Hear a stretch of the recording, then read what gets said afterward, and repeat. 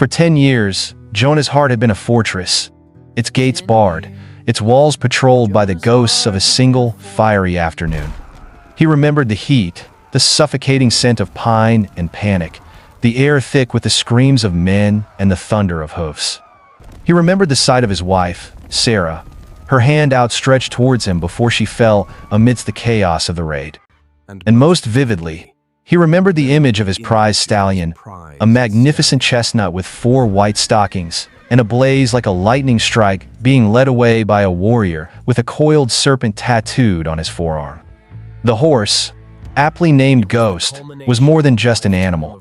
It was the culmination of a lifetime of breeding, the living symbol of the future he and Sarah had planned to build. The raiders had taken his wife, his horse, and his soul all in one fell swoop, leaving him with nothing but the bitter taste of ash and a bottomless well of hatred for the Apache. His ranch, once a place of bustling life and hopeful dreams, had become his monastery of grief. He spoke to no one, went to town only when supplies ran critically low, and nurtured his rage as one might tend a dying fire, feeding it with memories, ensuring it never went out. It was all he had left. The morning it happened began like any other in the last decade, with the cold gray light of dawn and the metallic taste of stale coffee. He stood on his porch, the worn wood groaning under his weight, and stared out at the eastern plains. And then he saw it, a shape, moving with a familiar, fluid grace against the rising Sunday. A chestnut coat, catching the morning light like polished mahogany. 4 white stockings, flashing in the tall grass.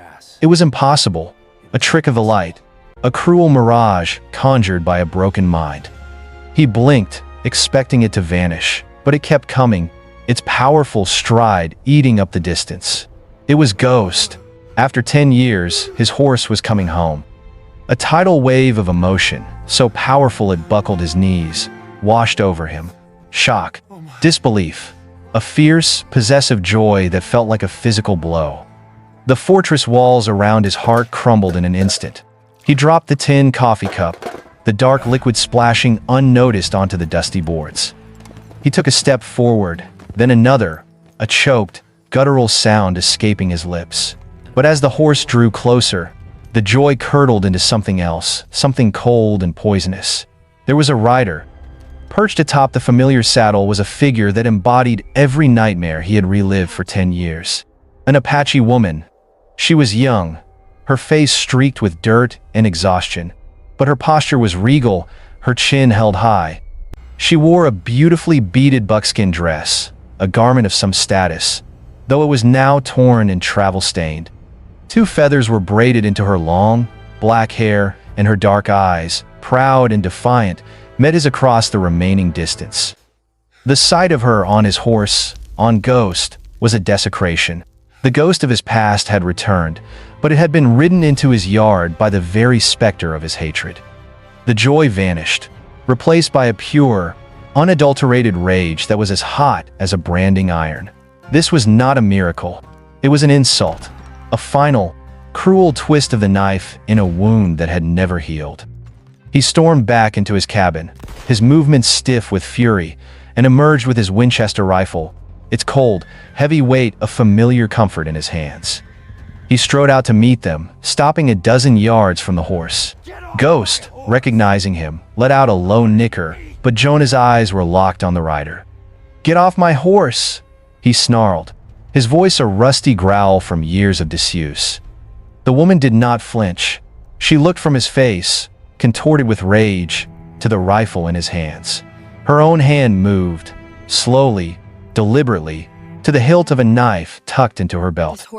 She was exhausted, her body aching from a journey that had lasted days, but she was the daughter of a chief. She would not show fear. "This horse is my only hope," she said, her voice steady, laced with an accent that was both musical and foreign. "I will not give it up." "That horse was stolen from this very yard 10 years ago," Jonah spat. "By murdering thieves of your kind. You're either a liar or a fool if you think you're riding it anywhere but to the grave." The standoff was absolute. The man who had lost everything, the woman who had nothing left to lose, and the horse that stood between them. A living testament to a shared, violent past neither of them yet understood. The air crackled with a tension so thick it felt like another presence standing between them. Jonah's finger was tight on the trigger, his knuckles white.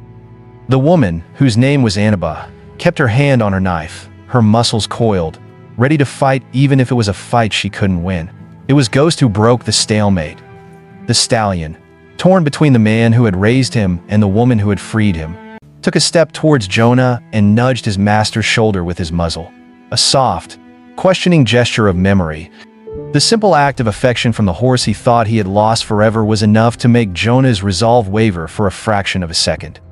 In that moment of hesitation, he saw the deep, bleeding gash on Anaba's arm, a wound that looked fresh and poorly tended. He saw the way she swayed in the saddle, her pride the only thing keeping her upright. His hatred was a roaring fire, but beneath it, the embers of the man he used to be his soldier, a man with a code, still glowed faintly. He would not, could not, shoot an injured woman in his own yard, no matter who she was. "Get down," he ordered, his voice still hard, but the immediate threat of violence had subsided. "The horse stays. You can rest until you're healed. Then you'll walk out of here the same way you came in." Anaba, recognizing a truce when she heard one, however grudging, slowly, painfully dismounted. The moment her feet touched the ground, her legs buckled from exhaustion, and she had to lean against Ghost's warm flank to keep from collapsing. Jonah's jaw tightened, but he said nothing, turning on his heel and stalking back to the cabin. He returned a few moments later, not with a weapon, but with a clean rag and a jar of bitter-smelling salve. He thrust them at her. "Tend to your arm," he grunted, before disappearing into the barn, leaving her alone with his conflicting gesture of mercy. Thus began their strange, silent war. Anaba, too weak to travel, took refuge in the shade of the barn, while Jonah reasserted his ownership over his horse. The days were filled with a tense, unspoken battle for the stallion's loyalty. Jonah would spend hours in the corral, currying Ghost's chestnut coat, whispering to him of the past, his touch filled with a decade of loss and love. He felt the old muscles, saw the new scars, and his heart ached with a grief he had thought long buried. The horse was a living link to Sarah, to the life that had been stolen from him. Anaba would watch from a distance, her face unreadable. The horse was her future, her only chance to save her people from the brutal usurper, Kale. In the evenings, when Jonah had retreated back into the fortress of his cabin, she would slip into the corral. She wouldn't try to ride him. She would simply stand with him, speaking to him in the soft, melodic tones of her people, her hand resting gently on his powerful neck. She told him of her own loss, of her father's murder, of her desperate flight. One afternoon, Jonah watched this ritual from the shadows of his barn. He saw the way Ghost leaned into her touch, a quiet trust between them that had clearly been forged over many miles. He saw the genuine affection in her eyes, a connection that contradicted his rigid belief that she was just a common thief. His hatred was simple, clean. This new, confusing reality was not. As he watched, she saw him. Her eyes darted to the long, faded scar on his forearm, a jagged white line that ran from his wrist to his elbow, a memento from the raid 10 years ago. She didn't know its origin, but she recognized the look of a survivor, the mark of a past that refused to stay buried. In that moment of shared, silent observation, the first, microscopic crack appeared in the wall of their mutual hatred.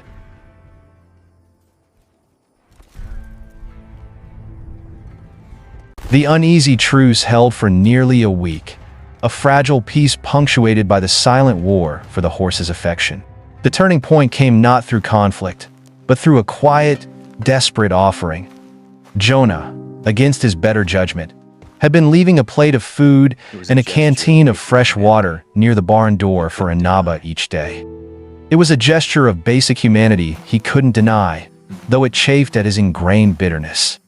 One evening, as he approached, he found her sitting there, waiting, her back straight, her expression serious. She had made a choice.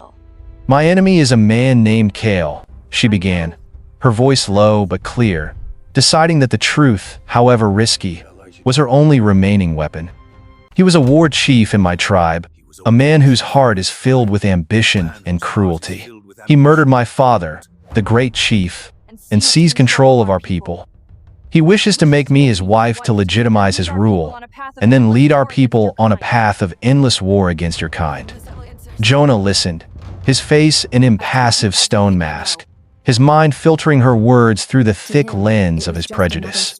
To him, it was just another story of savage politics, of no concern to him. He was about to turn and walk away when she said the words that would change everything. "He is a powerful warrior," she continued, her eyes fixed on his. "He is known for his skill with the war lance, and for the coiled serpent he has tattooed on his forearm, a mark of his venomous spirit." The world around Jonah seemed to lurch to a stop. The coiled serpent, the image, buried for 10 years under layers of grief and rage, exploded in his memory with the force of a rifle blast.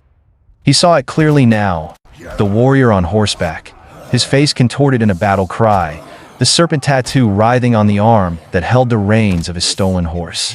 It was him, the leader of the raid, the man who had presided over the destruction of his life. The blood drained from Jonah's face. He stumbled back a step, a choked sound escaping his throat. All this time, he had hated an entire people, a faceless, monolithic enemy. But his hatred now had a name, and a face, and a serpent tattoo. It was Kale. Anaba stared at him, her eyes widening in confusion at his violent, visceral reaction. "You know him," she whispered, a dawning realization in her voice. Jonah couldn't speak. He just nodded, his mind reeling. The woman before him was not just some random Apache thief. She was the enemy of his enemy. The enemy of the man who haunted his every waking moment. The complex web of his hatred was suddenly, horrifyingly, intertwined with her own desperate quest. He looked at her, truly looked at her for the first time, and saw not an Apache, but a fellow survivor of the same man's brutality. The wall between them, built of grief and prejudice, didn't just crack, it began to crumble. Their separate wars had just merged into one. The revelation hung in the air, a shared, poisonous truth that recontextualized their entire existence. They were no longer just a bitter rancher and a fugitive princess. They were two survivors of the same storm, their pasts inextricably linked by the serpent tattoo of a man named Kale. The next day was filled with a new kind of tension, not of animosity, but of a shared, unspoken dread. They both knew Kale would not give up his prize, neither the woman nor the horse, so easily. They knew he was coming.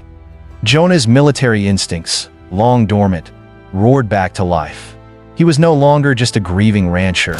He was a cavalryman again, preparing his defenses. He spent the day fortifying the ranch, barring windows, checking his ammunition, and planning fields of fire. Anaba, seeing his transformation, moved from the barn into the cabin, no longer a refugee, but a partner in the coming fight. She showed him the weak points in the fence line, the hidden gullies where attackers could approach unseen, her knowledge of raiding tactics as sharp as his own. The trackers arrived at dusk, 3 skilled warriors moving like ghosts through the twilight. They were Kale's elite, sent to retrieve the woman and the horse.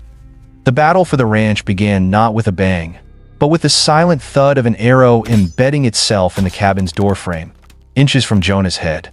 What followed was a desperate, brutal fight for survival.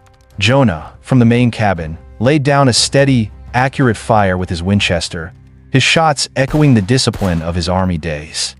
He fought with a cold, contained rage, every bullet a proxy for the vengeance he had craved for a decade. Anaba, armed with her knife and a small pistol Jonah had given her, became a whirlwind of motion. Where did she go? She was not a soldier who held a line. She was a guerrilla fighter, using the shadows and structures of the ranch as her weapons. She moved from the barn to the chicken coop, creating diversions, her movements swift and silent, her attacks sudden and precise. They fought together, a seamless, deadly dance of 2 different fighting styles. He was the anchor, the unmovable rock of defense. She was the current, the fluid, unpredictable force of attack. For hours, they held back the attackers. The small homestead transformed into a fortress, but they were outnumbered. As the night wore on, They were pushed back, forced to retreat into the main cabin, the last bastion of their defense. The aftermath came just before dawn. Having failed to breach the cabin and likely fearing a larger force in the daylight, the trackers retreated, melting back into the wilderness. The immediate danger had passed, but the cost was clear. The ranch was riddled with bullet holes, the corral fence was broken, and they were both exhausted, bruised, and low on ammunition. The sanctuary was breached. It was no longer a home, no longer safe. They both knew they could not stay. They had won the battle, but Kale would now send an army. In the cold, gray light of the pre-dawn, they surveyed the damage. The air was thick with the acrid smell of gunpowder and the metallic tang of blood. The brief, violent battle had stripped away the last of their illusions. Jonah looked at his home, the place he had retreated to nurse his wounds for 10 years, and saw only a tomb, a trap. He looked at Anaba, her face smudged with soot, a fresh cut on her cheek, but her eyes burning with an unyielding fire, and he saw the face of his own vengeance. He was faced with a choice, the first real choice he had made in a decade. He could take Ghost, his reclaimed past, and flee. He could ride west, disappear, and let Anaba face her fate alone. It was the safe choice, the choice his 10 years of bitterness screamed at him to make. He owed her nothing.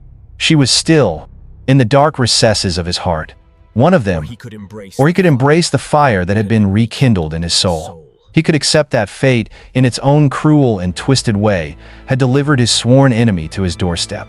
To get to Kale, he needed Anaba. She knew the land, the people, the weaknesses of her enemy. To defeat Kale, she needed Jonah. She needed his military mind, his skill with a rifle, his relentless determination. Their separate quests for survival and revenge were now impossible to untangle. He walked over to where Ghost was nervously pawing the ground in the damaged corral. He ran a hand down the stallion's powerful neck, the horse a silent symbol of the choice before him. He could claim the past, or he could fight for a future. He turned to Anaba, who stood watching him, her expression a mixture of exhaustion and wary anticipation. She expected him to leave her. "He will send more men," Jonah said, his voice a low growl. "He won't stop until he has you and the horse." "I know," she replied, her voice quiet but firm. "I will not let him take either." Jonah met her gaze, and in that moment, the pact was made, unspoken but absolute. He was done running from his past. He was ready to ride out and meet it head-on. "You want to reclaim your tribe from the man who murdered your father," he stated, not as a question, but as a fact. "I want to put the man who murdered my wife in the ground. It seems our paths lead in the same direction." He extended his hand, not in friendship, but in the manner of a soldier sealing a contract. "I will help you get your people back. I will help you defeat Kale, and in return, you will deliver his tattooed hide to me." Anaba looked at his outstretched hand, then back to his face. She saw not a white man, not an enemy, but an ally forged in the same fire that had consumed her own life. She clasped his hand, her grip as firm as his. "You will have your vengeance," she vowed, "and I will have my home." They were no longer enemies. They were an alliance, a two-person army with a single, deadly purpose. They left the ranch at noon, not looking back. The homestead that had been Jonah's prison for a decade was now just another casualty in a war that had suddenly become very real. They rode east, towards the broken lands where Anaba's allied clans were hiding. Ghost, the magnificent stallion, carried Anaba, his stride powerful and sure. Jonah rode his sturdy buckskin mare, a silent sentinel at their side. They were leaving his home, but they were riding into her territory. The power dynamic had shifted completely. He was no longer the master of his domain. He was a stranger in a strange land, and he had to rely on her. The journey was a crucible that burned away the last of their prejudices. The nights were the hardest and the most transformative. Huddled around a small, smokeless fire in the vast, cold darkness of the high plains, they spoke. The words that had been locked away for years finally began to flow. He told her about Sarah, about her laughter, about the way she could make anything grow in the hard desert soil. He spoke of his life as a cavalryman, of the battles he had seen, the discipline, the strategies. She, in turn, told him about her father, a great chief who had dreamed of a lasting peace, a peace Kale had shattered. She taught him about her people, their ways, their beliefs. She taught him which plants could be used for medicine, how to read the stars not just for direction, but for stories, how to listen to the language of the wind. He, who had seen her people only as a faceless enemy, began to see them through her eyes, as families, as individuals, with their own histories, their own griefs. He taught her how to properly clean and handle his Winchester, how to reload it quickly, how to account for windage. He showed her the cold, brutal efficiency of a soldier's discipline. She, in turn, showed him how to move without a sound, how to use the landscape itself as a cloak, the subtle art of Apache warfare that valued cunning over brute force. The respect between them grew with every passing day, a quiet, powerful thing forged in the shared fire of their knowledge and their loss. One evening, as he passed her a canteen of water, their hands brushed. The brief touch sent a jolt through both of them, an unexpected spark of warmth in a world that had been cold for so long. They pulled back quickly, a new, unspoken tension now hanging between them, a tension that was not about hatred, but about a fragile, terrifying new possibility. They reached the foothills of the Dragoon Mountains, the hidden stronghold of the allied tribes. Here, Anaba was not a fugitive. She was a leader. She spoke to the elders with a wisdom and authority that belied her years. But they were old, cautious men, wary of an open war with the formidable Kyle. It was Jonah who tipped the scales. He stood before them, not as a conqueror, but as an ally, a fellow warrior. He spoke of Kale's tactics from a soldier's perspective, pointing out his weaknesses, his arrogance. He combined his knowledge of military strategy with Anaba's understanding of her people's ways, and together, they laid out a plan. Not a full-scale war, but a surgical strike, a plan to lure Kale into a trap and sever the head of the serpent. The elders, seeing the strength of their unlikely alliance, finally agreed. The plan was a dangerous gamble, a high-stakes play that relied on Kale's arrogance. They sent word through a trusted scout that Anaba, alone and desperate, was seeking a truce, willing to accept his rule in exchange for her life. As they predicted, Kale's ego would not allow him to refuse a public surrender. He agreed to meet her in a narrow, box canyon, bringing only his elite guard, a perfect stage for his triumph. The final battle was a masterpiece of combined tactics. Anaba rode into the canyon alone on Ghost, the picture of a defeated princess. Kale and his 20 warriors were waiting, their arrogance palpable. But as he dismounted to claim his prize, the trap was sprung. From the cliffs above, the allied Apache warriors rained down a volley of arrows, creating chaos and confusion. And from the mouth of the canyon, Jonah, leading a small, mounted force, charged in, his cavalry training turning the chaotic skirmish into a disciplined flanking maneuver. In the heart of the battle, Jonah finally came face to face with the man who had haunted him for 10 years. The fight was brutal, primal. It was not a soldier's fight. It was a battle of pure, unadulterated rage.